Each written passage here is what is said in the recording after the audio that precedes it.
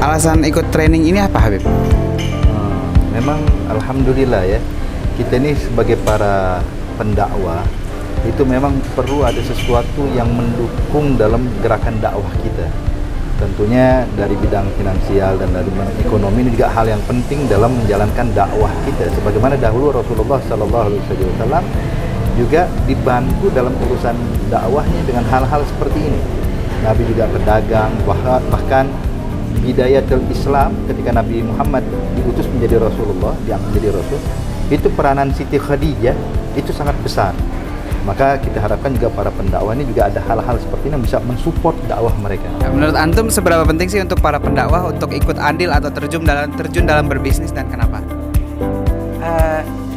Bukan cuma di dalam bidang bisnis saja, para pendakwah harus terjun di segala bidang yang mungkin bagi dia masuk ke dalam bidang tersebut dan bermanfaat bagi umat Nabi Muhammad SAW untuk untuk memberikan manfaat untuk umat Nabi Muhammad SAW.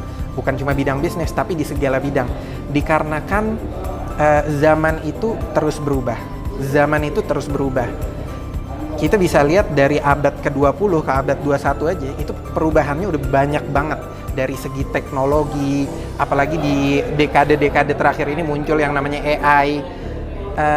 Jadi kalau kita nggak bisa mengikuti perkembangan zaman, kita bakal tertinggal. Begitu. Kalau kita nggak bisa mengikuti perkembangan zaman, kita bakal terbelakang. Dan ketika kita terbelakang, ya kita nggak bakalan bisa memberikan manfaat yang signifikan bagi umat Nabi Muhammad SAW. Dan ketahuilah, Habib Umar tuh sering bilang kalau bahwasanya innallaha sayansuru dinahu bika au bi ghairika. Allah itu akan memenangkan dan akan memberikan kemenangan bagi umat Nabi Muhammad dan bagi agama Islam di akhir zaman denganmu atau tanpamu.